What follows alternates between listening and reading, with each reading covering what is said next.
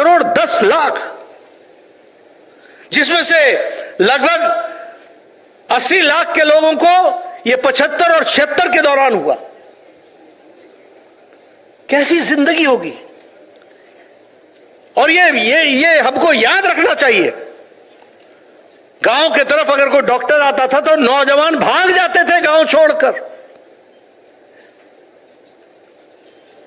Jail जाना तो अलग रहा, लेकिन आपने मानवता पर इतना बड़ा आघात किया कि आपने जबरन 1,10,00,000 लोगों का स्टेरिलाइजेशन कर दिया, नसबंदी कर दी।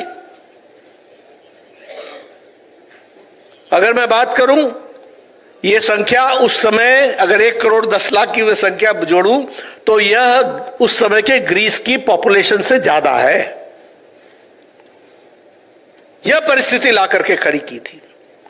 अगर मैं कहूं दिल्ली के बारे में, तो जो वहां मकानों को ढाया गया, लगभग 1,50,000 मकान ढाए गए और लगभग 7 लाख लोग घर से बेघर हो गए। इस तरीके का, और प्रेस की बात करूं, लगभग 300 से ज्यादा तो पत्रकार जेल में थे। अखबारें छपती थी, उसमें कुछ नहीं होता था, ब्लैंक होती थी अखबारें, सेंसरशिप लगा हुआ था, मुंह पर ताला लगा हुआ था। यह कांग्रेस ने हमारा हाल किया था, यह भी हमको ध्यान में रखना चाहिए। और मित्रों, मैं आज जब हम इस बात को याद कर रहे हैं तो यह भी याद रखना कि कांग्रेस पार्टी के लिए और ये तमाम विपक्षी दल जो आज इंडी गठबंधन के रूप में बैठे हैं, इनके लिए प्रजातंत्र एक तरीके से धोखा देने वाला काम है और इनकी जो पूरी की पूरी सोच है वह प्रजातंत्र विरोधी है। इसको भी हमको ध्यान में रखना चाहिए। और ये मैं ऐसे ही नहीं कह रहा हूं। अगर मैं जवाहरलाल नेहरू की बात करूं तो 8 बार से ज्यादा उन्होंने राष्ट्रपति शासन लगाया प्रदेशों में। मिसेस गांधी ने 50 बार लगाया, यानी 50 चुनी हुई सरकारों को ध्वस्त किया। और हमारे दृष्टि से अगर देखा जाए तो आज जब नरेंद्र मोदी जी की 12 साल की सरकार है तो जम्मू कश्मीर को छोड़ करके और कुछ समय के लिए मणिपुर को छोड़ करके हमने कहीं भी राष्ट्रपति शासन नहीं लगाया है। यह हमारी ताकत है, इसको हमको समझ लेना चाहिए। इसी इमरजेंसी के दौरान 42वां संवैधानिक संशोधन लेकर के आए। संवैधानिक संशोधन में चुने हुए प्रतिनिधि का टर्म को 5 साल से 6 साल कर दिया। अपने आप को देखिए, याद कीजिए कानून किस तरीके से बनाया गया। अपने आप को, यानी प्रधानमंत्री, राष्ट्रपति, उपराष्ट्रपति, स्पीकर, इनको जुडिशियल रिव्यू से ऊपर कर दिया गया। इनके ऊपर कोई भी जुडिशरी कार्रवाई नहीं हो सकती है। और सबसे बड़ी बात कि यह कानून रेट्रोस्पेक्टिव किया गया। कोई भी कानून लगता है तो वो आगे के लिए लगता है, इन्होंने रेट्रोस्पेक्टिव किया, यानी पीछे भी, यानी जगमोहन सिन्हा के जो वक्तव्य था और जो उसका जजमेंट था उसको भी आपने निरस्त करने का काम किया और प्रजातंत्र और जुडिशरी का गला घोटने का काम किया। ये आपने इस तरीके का काम किया है। और ये आज हमको कांग्रेस वाले पार्टी वाले लोग आज हमको प्रजातंत्र की दुहाई दिखाएं। मुझे तो कई बार हंसी आती है, ये उनके पोते और पोती दोनों संविधान की किताब पुस्तक लेकर के फिरते रहते हैं। उन्होंने कभी संविधान की कोई धारा पढ़ी है? इनको मालूम है?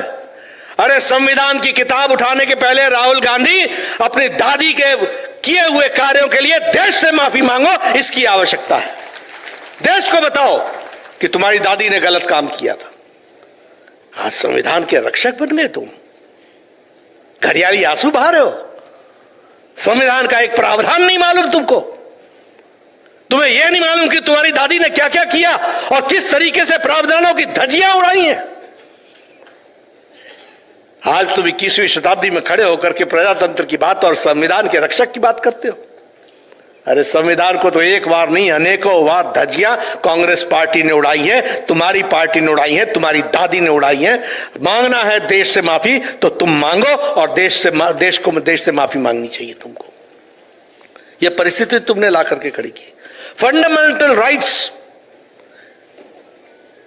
उस समय के डे साहब ने, सॉलिसिटर जनरल ने सुप्रीम कोर्ट में कहा कि व्यक्ति की आजादी पर जुडिशियल रिव्यू करने का अधिकार जुडिशरी का नहीं है।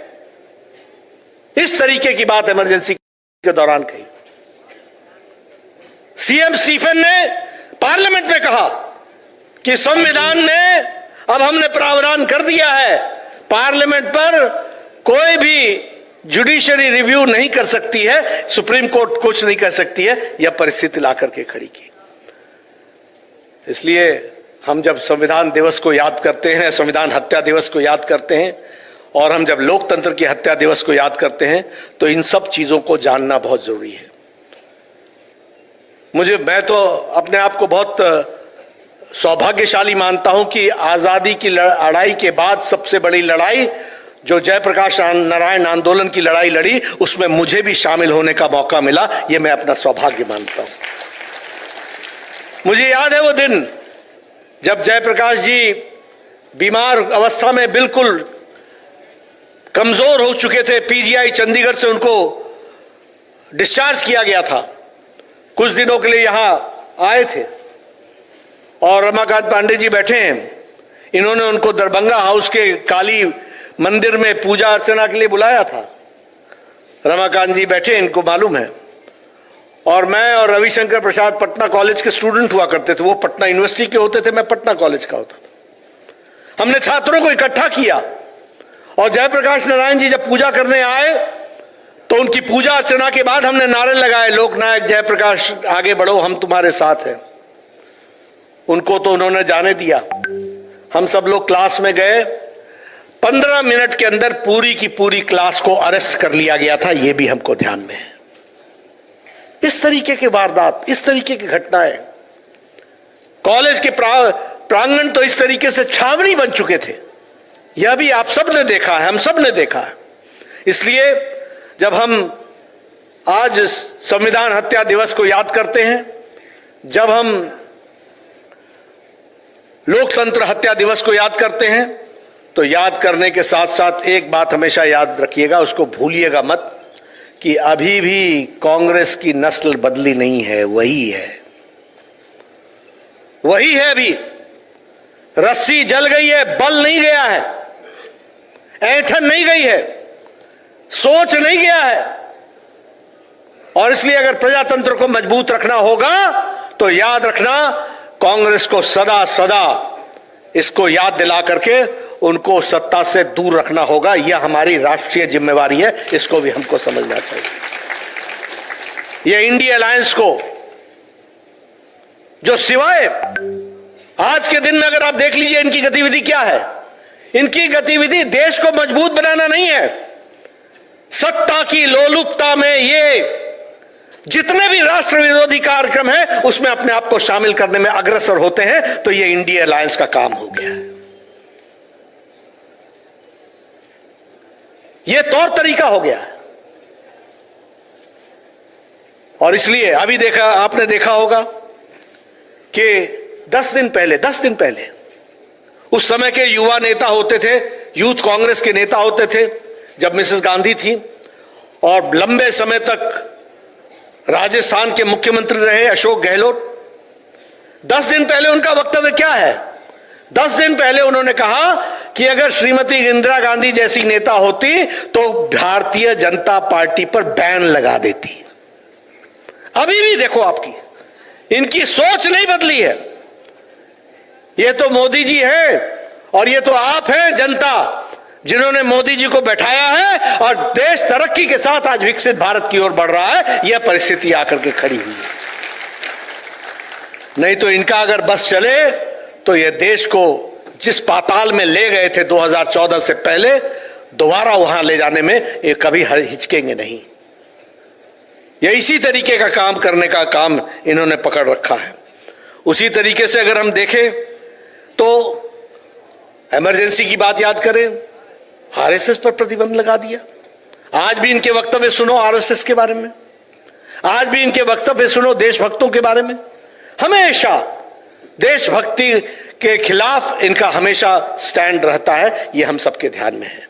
इसलिए मित्रों, ज्यादा समय न लेता हुआ एक ही बात कहूंगा कि लोकतंत्र हत्या दिवस, संविधान हत्या दिवस, यह यथार्थ हमको देखने को मिला।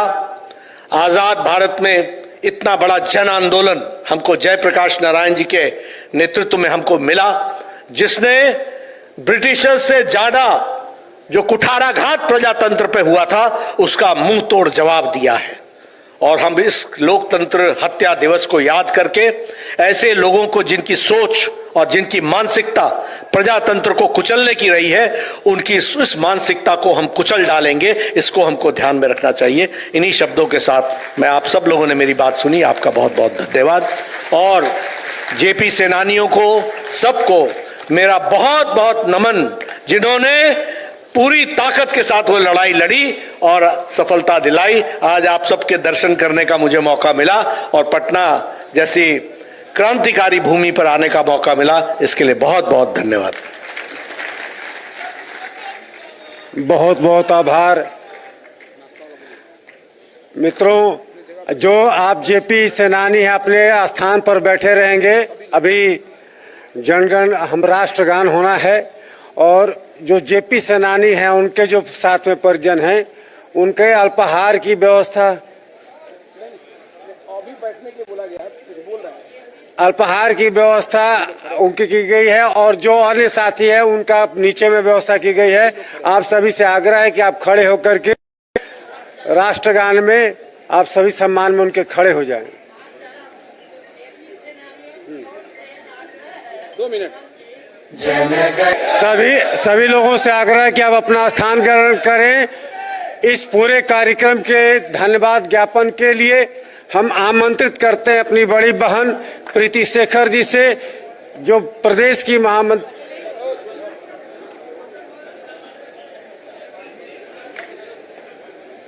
धन्यवाद।